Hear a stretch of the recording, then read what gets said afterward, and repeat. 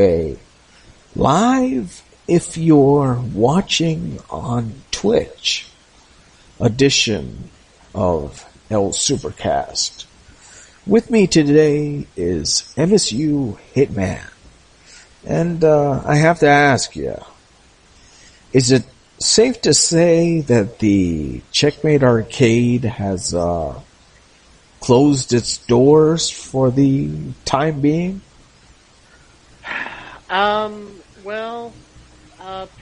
Most likely, probably. The thing is, Steven just he's had stuff going on and he's never really been able to record, so I don't really know what's going on with him. And, we're not going to, neither one of us are going to PAX East this year. I going to East and West last year kind of taxed my funds, and I've got car stuff due and everything, so I need to take care of that this year. Plus, PAX being so early this year, being that last weekend of February. So, my one trip this year will probably be they're all like right around the same time. It's either going to be Magic Fest Las Vegas or Portland Retro Game Expo or PAX West. That's probably my only 2020 trip, per se. The other, I may be going to PAX East in 2021. The person I went to PAX West with in 2019, a friend of mine I used to work with. He lives in Chicago now. He was sick of Portland Retro Game Expo and wanted to go to a PAX. And needless to say, PAX West is a completely different experience in worse ways than East. Yeah. Because for those that don't know, whereas East is entirely contained in one building, unless you have a meetup somewhere or something like that, but everything officially done by PAX is all contained in the convention center. Meanwhile, at PAX West, because Seattle's convention center is way smaller, everything is divided between the convention center, like 3 or 4 hotels, and an old theater down down in downtown. So, you're having to walk all over downtown Seattle to get to the various things. And if you don't know where anything is, and you do, I don't know what a normal person would do in this day and age, is pull out your phone, load up Google Maps or whatever your preferred map client is, and try to get walking directions. Seattle's data connections, if you're just walking around downtown, are crap. So it literally cannot keep up with you walking because the data connection's so spotty. Yes, Seattle, home of Amazon. So that you would have to do something different then. Go to like a Dunkin' Donuts or some other place where you can sit down and just jot down directions. Go old school. Yeah, you might have to. I eventually got by, eventually figured it out. See, I hadn't been to PAX West since 2009. So back in the day, everything was contained in the convention center. Like they did everything in there. Okay. And it was just, that's why it was so crowded and so hard to get into. It's still a little hard, but not as much as it was. But supposedly they're building a new convention center because there was some construction of one going on. So maybe in a few years, if we're all still around and if everything is Yeah. If things are able to still, travel, like it is now, maybe PAX West will be, good to go to. But I have to say, unless you're already on the West Coast, if you're someone like me that's kind of in the middle, and it's like, well, which PAX do I go to? Mm-hmm. My always thing is, well, South is probably the easiest to get to, but hardly anybody goes there. So, and You know what? it's right after the New Year, so, you're not Yeah. gonna get the latest and greatest, stuff. I think So, for me, if I wanted to go and see like the independent scene, I would go to PAX East. But if I wanted to check out like retro type of stuff and I was in the area down south, Retropalooza sounds about right to me anyway.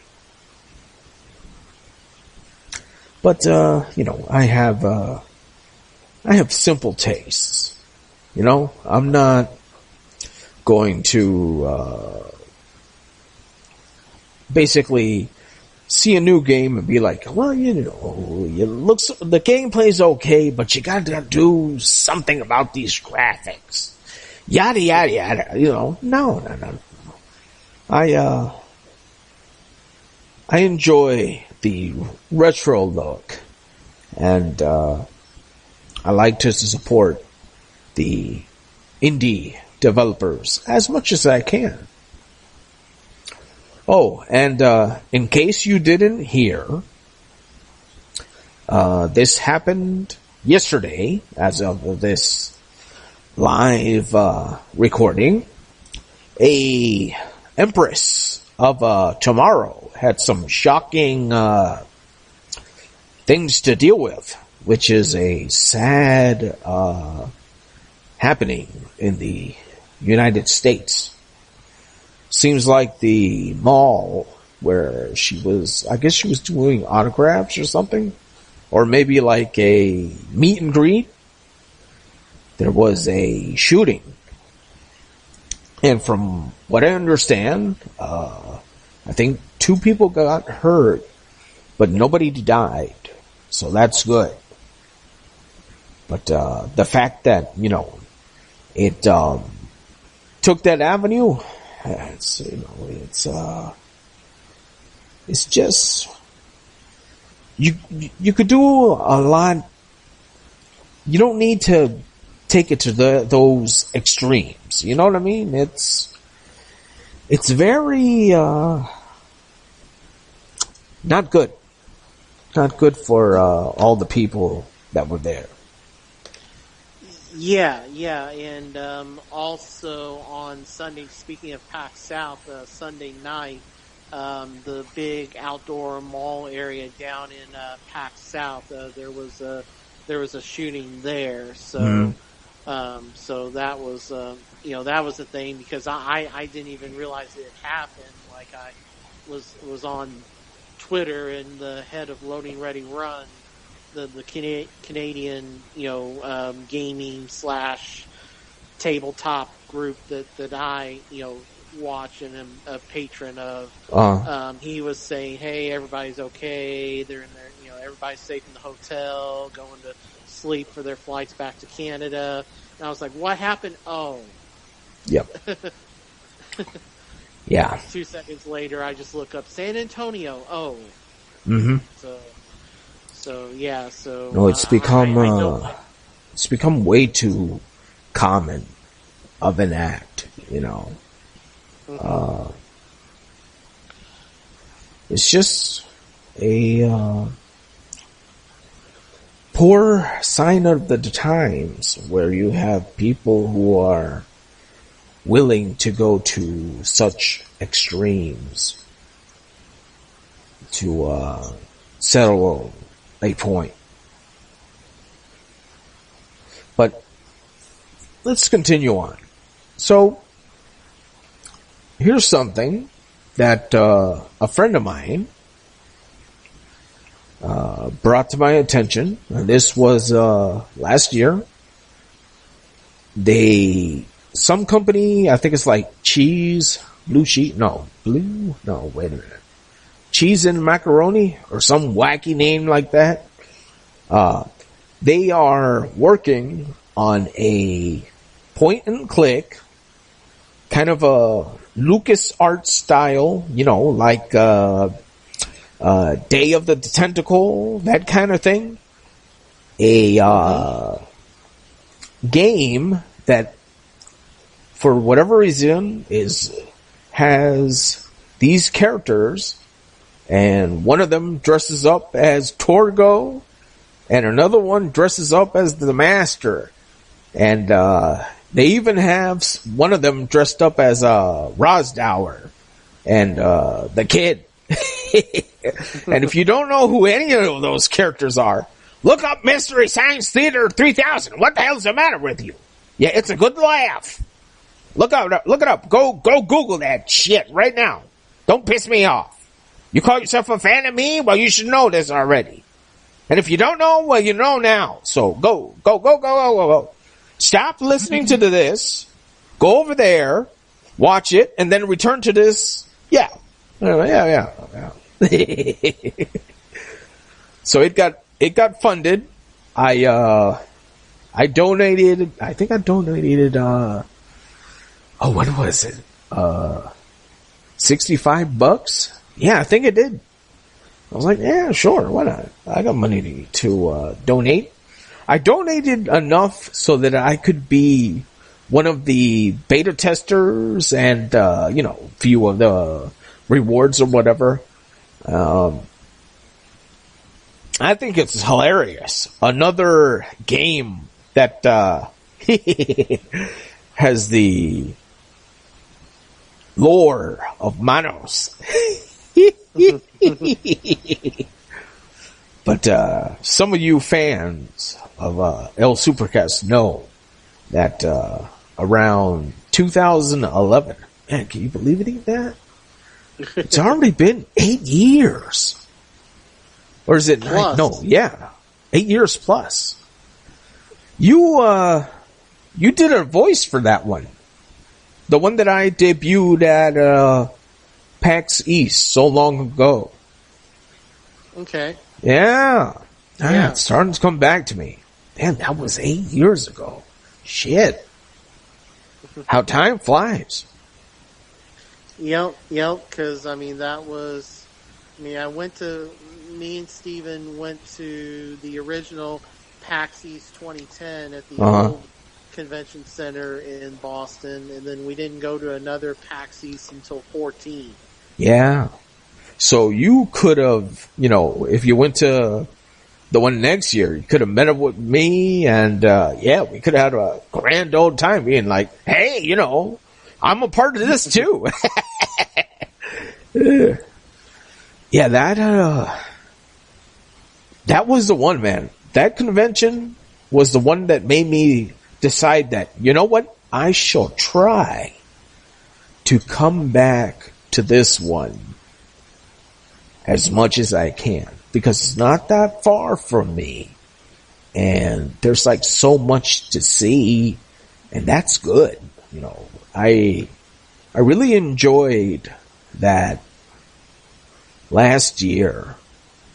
They had all these different indie developers. And another thing, now, I know that this one that I'm going to talk about now is not indie, but that updated version of Samurai Showdown, man, did that look beautiful. I was like, wow, that's great. Look at those graphics and the gameplay. I was admiring it from afar because they had this big old TV display, huge display for it. And I was like, hell yeah, man. I'm not going to buy the new systems, but I can enjoy a good game when I see it. Mm-hmm. I'm wondering, did you have a chance to see that display last year? No, I didn't. I was super busy last year. There were several Magic tournaments that Oh yeah, went that's right. You were trying to into win the match, right? title. Yeah. Yeah. Yeah, they had a series of tournaments to get you into a tournament on the last day where the Whoa. winner got an invite to, it's not called the Pro Tour, but the Pro Tour. You know, Yeah. if I say that, you know, Yep, enough yep. people will get what I'm talking about. So I was concentrating on a lot of that last year and panels and stuff and trying to get into the Borderlands panel and not getting in and yeah, so I did. I do own the game.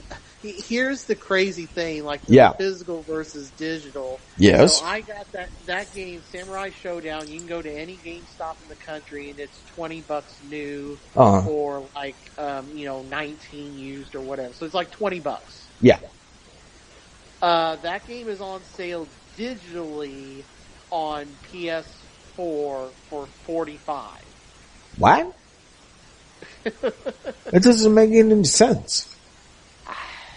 It's just crazy. I mean, a lot of those fighting games, the price between physical and digital is just insane. There's that big a discrepancy. So weird. If you want to go check out that Samurai Showdown, I would highly suggest checking out GameStop, Amazon, whatever, buying a physical copy because it's going to be half the price or more or less, half the price of what the digital copy is going to be. So obviously, you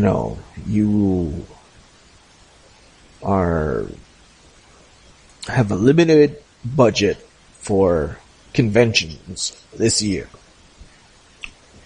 I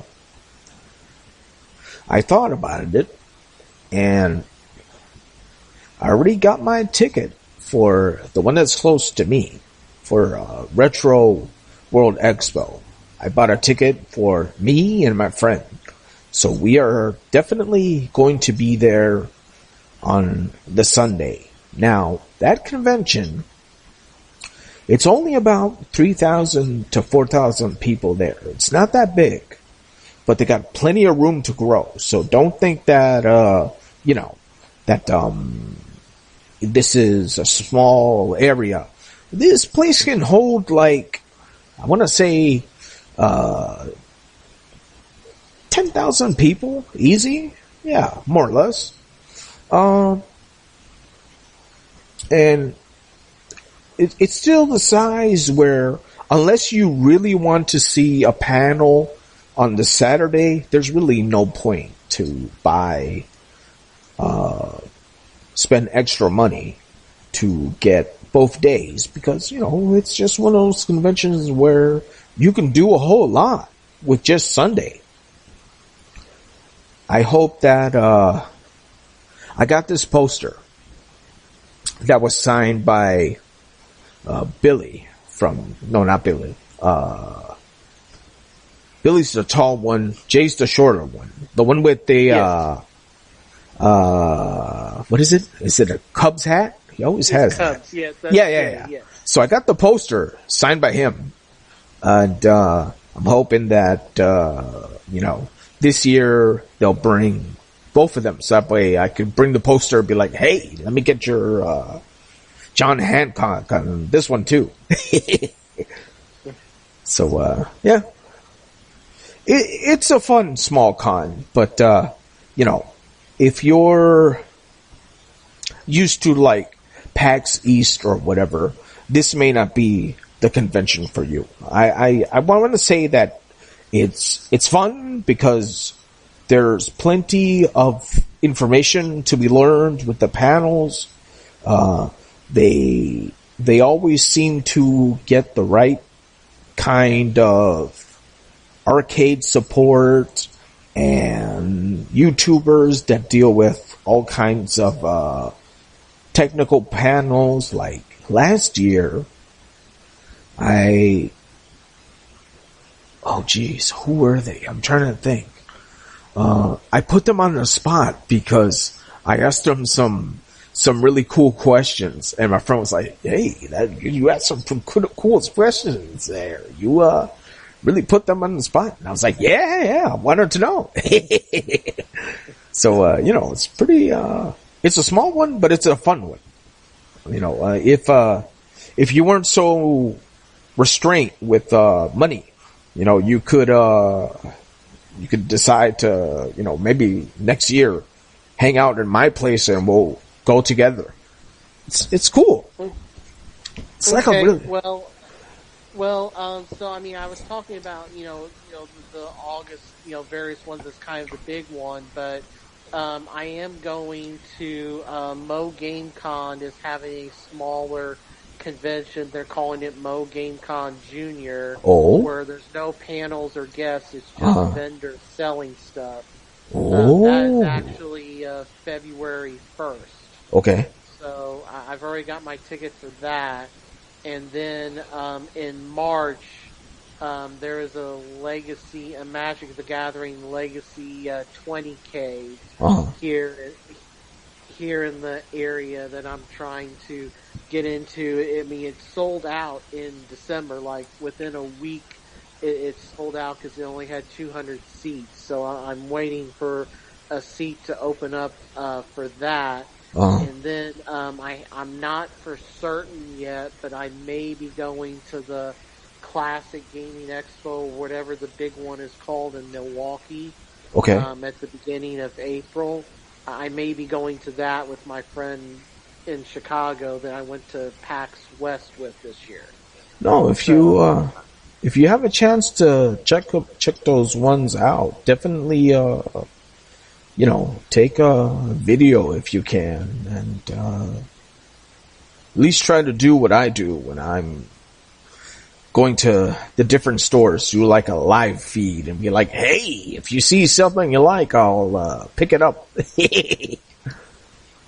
Okay, yeah, I mean, I'm my interest at those things are really, really specific. Like, if I could find Fire Emblem, the original GBA one, or the DS one for Oh, you know what? That reminds me. I have, for the GBA, I have you ever tried Shining Soul? I believe it's a part of the Shining Force story arcs. I want to say that maybe it is. I'm not sure. Yeah, I have the remake of the first Shining Force on GBA, and I actually beat it on So this Shining Soul, how does it fit in? Do you know? I see that it's by Atlas. No, I don't know that one. We'll see that may not be the same because Shining Force is Sega. Okay. Yeah, it does say Sega, but this one says Atlas at the bottom of it too. Okay, it is part of the series. Okay. That's weird because Atlas doesn't. Oh, maybe Atlas published it. Okay. It's by Sega and that's what I'm thinking. And Grasshopper. Yeah. This is copyrighted 2003. I forget how much I paid for it, but it looks pretty good. I don't know if the battery works, but I'll test that out later. Oh yeah, this is definitely a Shining, in that series, because I'm looking at the menu and I'm like, hell yeah. It looks like the one that I had for the Sega CD. Well, this is actually it's actually a hack and slash game. What, the one that I have or the one that you have? Yeah. No, Shining Soul. Oh yeah? Yeah. Oh. Yeah, okay. It's an action hack and slash game. Cool. You choose between a warrior, an archer, a dragonoot, or a wizard. Yep, I see it here. Yeah. So this is the action. This is the Fire Emblem Warriors. Okay, so this is like oh shoot, what was that game? Dark Alliance. Hold on. Baldur's Gate Dark Alliance. Oh, Champions crap. of Norath. I had it for a split second, and then I forgot. It slipped my mind. Warsong. No, but Warsong was turn-based.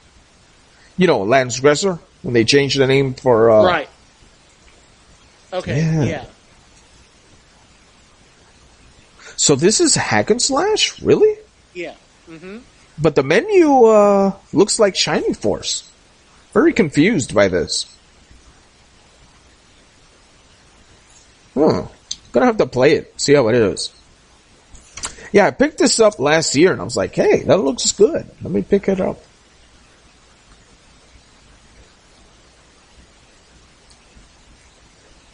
Now, how much do you know about this game? Can you class up? Or are you stuck with those base forms?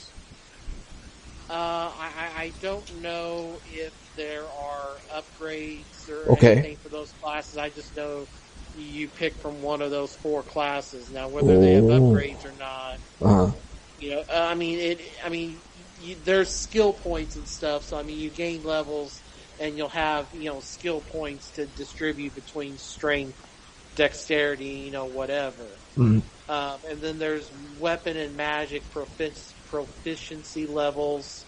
And then there are abilities that are class specific. So the Wikipedia entry notes that you can raise defense for the warrior, critical hits for the archer.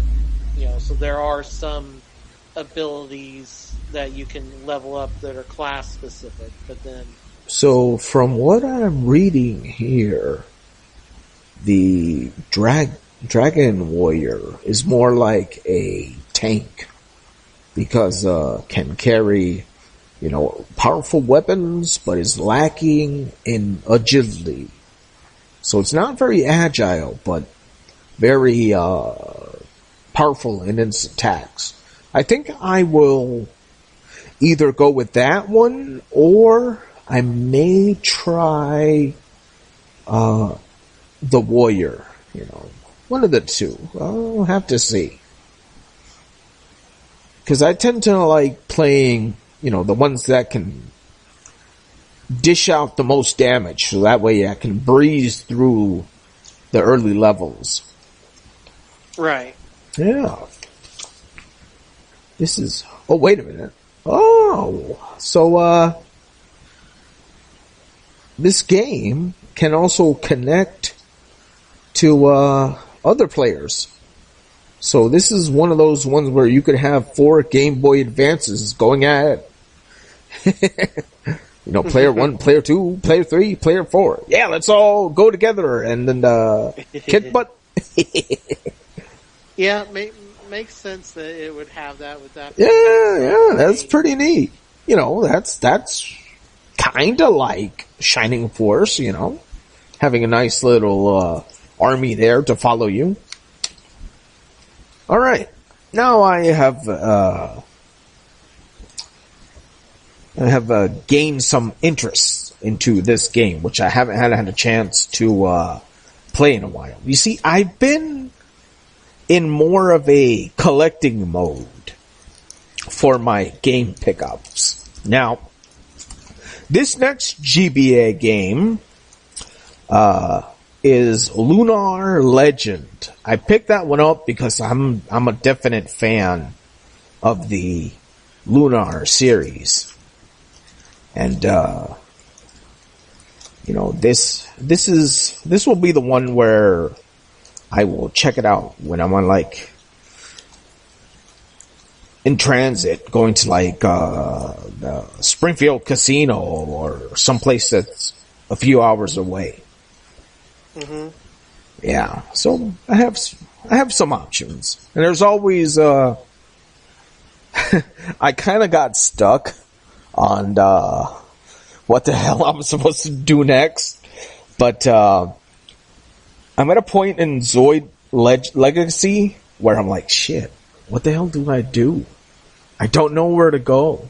And I just keep battling random Zoids and leveling up. I'm like, well, this is not bad, but I forgot what the hell my purpose is. My purpose is. I'm like, shit. What do I do? Do I gotta go in a cave or something? I don't know. I mean, my Zoids are strong, but, I don't know. What I might do, check this out. What's up?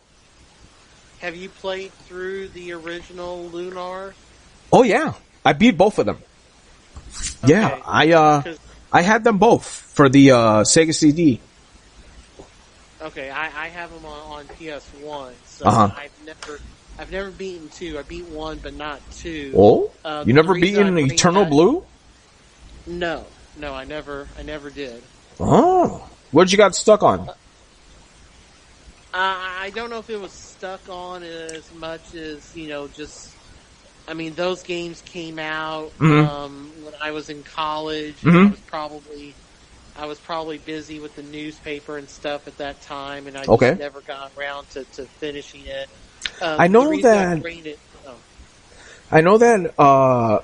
when you get towards the end of Eternal Blue, that when you're trying to reach Zophar, I think his name was, that it's like a maze, and you're supposed to go up these levels of like a castle or something, or a tower. That is kind of tricky. Another thing that I remember is that this was the first Sega CD game RPG, I should say, that I was caught by surprise, because it was like, I beat the game, I sit through the credits, and there was like a Game Plus, or epilogue, and I was like, huh? Epilogue? What the fuck? Okay, let me see what this does. And I'm like, oh, this is so cool. Extra. Well, alright, I can fight more stuff. Yeah. So, that right there made me, it's games like that motivated me to add a little more into the video games that I have made. Well, the RPGs anyway. Because, more bang for your buck. That's always a good thing. And, Lunar is just one of those series where you can tell that everyone really put as much as they could into it when it comes to like the voice acting, the little animation sequences. Oh, and here's the thing. I found one glitch that only I could find.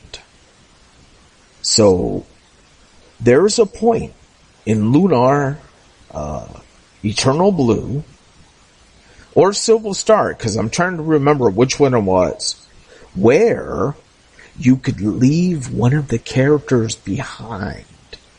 And one of the programmers forgot to put in the option that if this character is not in the party, do not put his chat in.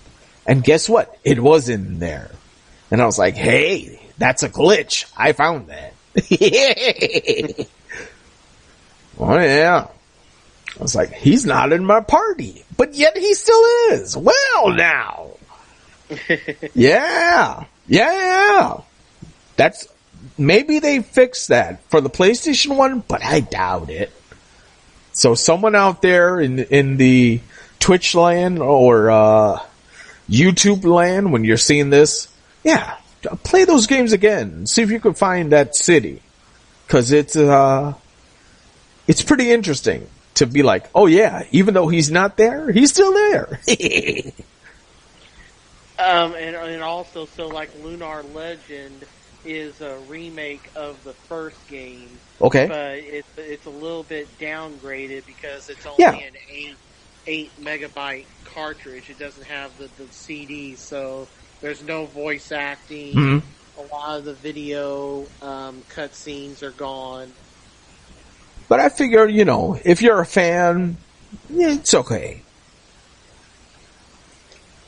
Yeah, and it may be the cheapest way. I don't know what the price is for like Lunar 1 and 2. For Lunar 1? The original Sega CD ones? Shoot, they gotta be up there. I want to say at least over 100. Easy. Well, and I know the PlayStation ones are like $50 and up, so that may be the or the PSP game may be the cheapest way to play Lunar 1. Now, I haven't uploaded my game finds to my Evernote yet, but for the PS2, I got X1 and X2 for Final Fantasy. Mm-hmm. For the PlayStation 1, I got both of the Chronos, Chrono Cross and then Chrono Trigger. Mm-hmm. What else is good here? For my import Sega Saturn, I got all 3 of the Gundam side stories. Because I was like, shoot, that's a good deal. I should pick them all up. One thing, though, I've been noticing that for whatever reason, those shops in Japan, man, have video games skyrocketed. And I'm trying to figure out why. Before it used to be, you could go there and get a really good deal, but now, not so much. Well, because they've discovered that people in the West will buy all that stuff up. And, Japanese, they don't have as large of homes as Westerners do. So there's not really as much, collection. So instead of those games sitting on dusty shelves, they can put it on eBay or wherever. Sell them and ship them west. So no, it's and people will take your Retrons or what have you. Oh yeah. And because an American Chrono Trigger is $100, SNES cart, whereas you can get it for $10 on a Super Famicom, and you just have to have a way to translate it into English, and then boom, if you know enough Japanese, you could wing it. Yeah. Okay. The only game that comes to mind versus the American version and the Japanese version, for me, is Snatcher.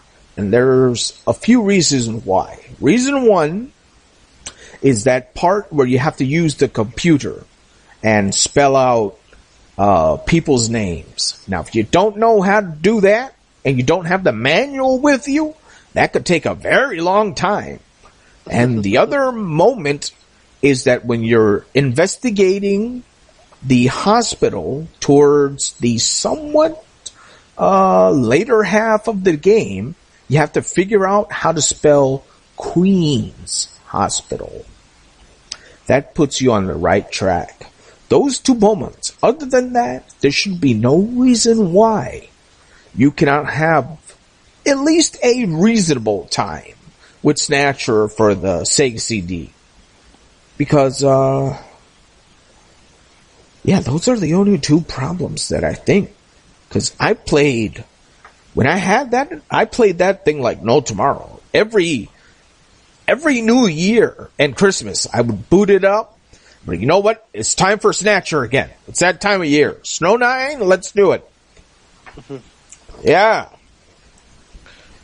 What I'm hoping is that somebody hacks the TurboGrafx 16 Mini that's getting ready to come out. Oh, because the Japanese version of Snatcher is on that. So if somebody will hack that and put the English patch in, I would like to be able to finally play that game. So it's not a bad game. It's actually a very good game. I have no idea why, Konami doesn't want to make a shitload of money and just re-release the damn thing. I don't know. Yeah, I have no clue. I mean, they're sitting on a gold mine, literally. Yeah, boy. They did a few of the Suikoden games, but they didn't do all of them. Mm-hmm. So no, it's just one of those things. Like even games like for the Famicom, if we switch gears for a moment, Sweet Home has a English translation where you could finally enjoy the game. Capcom, man. I can understand why Sweet Home was not released to the United States. It did have some gruesome scenes, some rather troublesome scenes that would have maybe freaked kids out. I don't know. Depends on, the kid, but it's for the grandfather of Resident Evil, Sweet Home for the Famicom is fantastic, man. I will always say that right there is a great horror RPG. It has so many things that go well for it. The sprites are gruesome, especially the worms.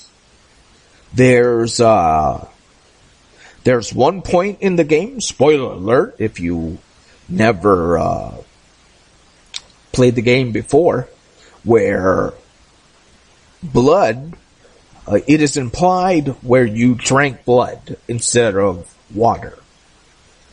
So that's, that's kind of horror element right there. I don't know if there was such a thing as, the rated M for mature back then when Famicom came out or something. Maybe it would have done good over here. I'm not sure. It's hard to say. Well, I mean, the other thing in that era was that Nintendo was touting themselves in America as the family-friendly. Oh, yeah. Definitely. Yeah. Versus Sega, who just lets anything come out. So. But when you think about it, those games for the Famicom that didn't have a chance to come out in the U.S., you have so many gems, man.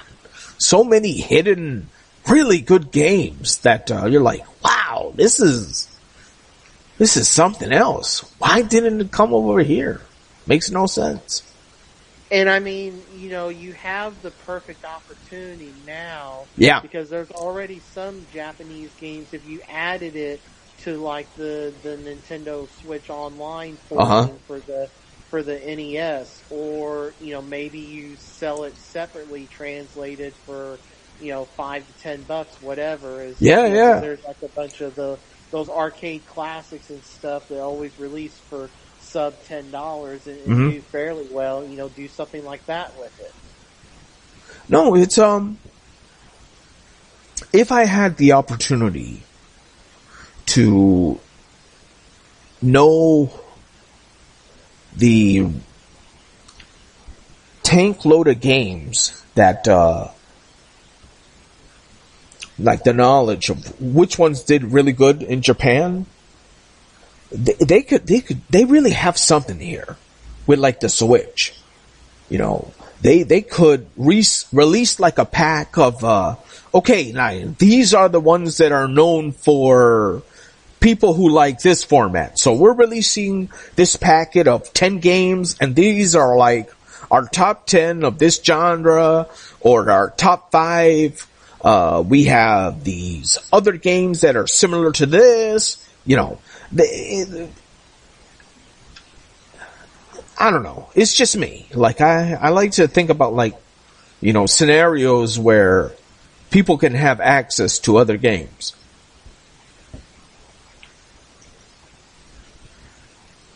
But, yeah. Well, you know what? We've been at it for 45 minutes. So I think we should bring an end to today's episode.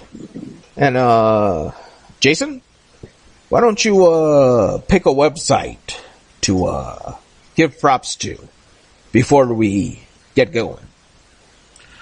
I'll say, did I do goodoldgames.com, GOG.com last time? Yeah, I think you did. You got anything new? Anything different? Let's see. Golly. Well, I mean, I gave you plenty of time. We went way over 15 minutes for this one. Yeah. I haven't done Cheap Ass Gamer in a while. Okay. So I will say cheapassgamer.com. All right. Specifically the forums. Yep. I mean, you can keep tracking. I mean, if you want to just do their YouTube or Twitter. Not YouTube. I follow the Twitter a lot. That's how I'm Facebook. up to date.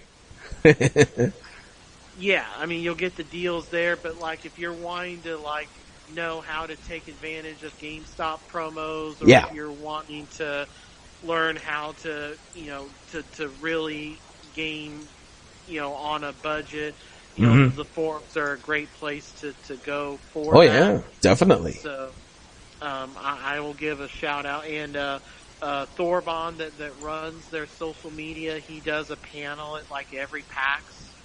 So he had one at PAX South, and every PAX he does one of those panels about that. So, you know, just watch those, and if you're at a PAX, go to one, because he'll have raffles after he's done. So like the first half of the panel will be him going over, you know, how to save money on games. And I already told my friends that if I can, I would go the Sunday for PAX East. So yeah, that's his panels are usually like Friday or Saturday. Okay, so. But you know, it's all right. Yeah, I know that. I think somebody said. I think when I checked them out last time, they what are they sold out? I'm trying to think. But you know, you find ways. There's always a way to get yourself in there. I mean, Friday would be kind of a hard day to get. Yeah. But Friday night is when the Not for Resale Game Store documentary has its debut screening. Oh, okay. Yeah, so that's like at 6 o'clock, I think. Mm-hmm.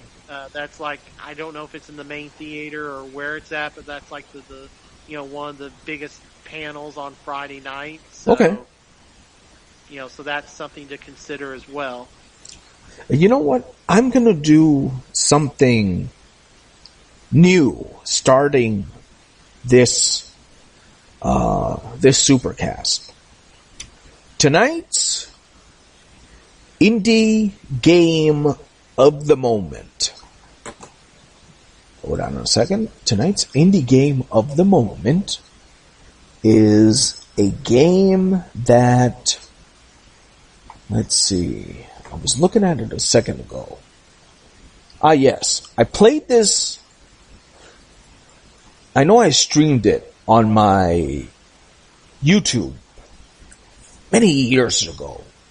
But look up Heroes Quest, and it plays just like the board game, but it is so much fun. I mean, it's just like the board game, but you can play scenarios, or you can run the gauntlet, where it's like there's even a demo mode where you could just let it run to see how the heroes do in their element. And oh yeah, it is.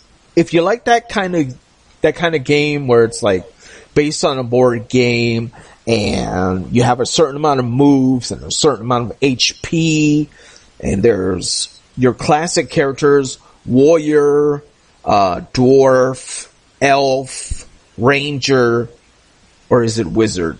Hold on. I think the elf is the ranger. The dwarf is one of the heavy hitters. And the warrior is obviously a heavy hitter. The wizard, I want to say, you don't want the wizard to be up front, but the power that the wizard can dish out from afar is pretty kick-ass.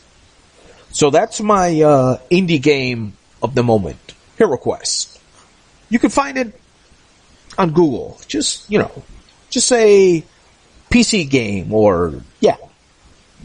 The version that I have is version 2.08i.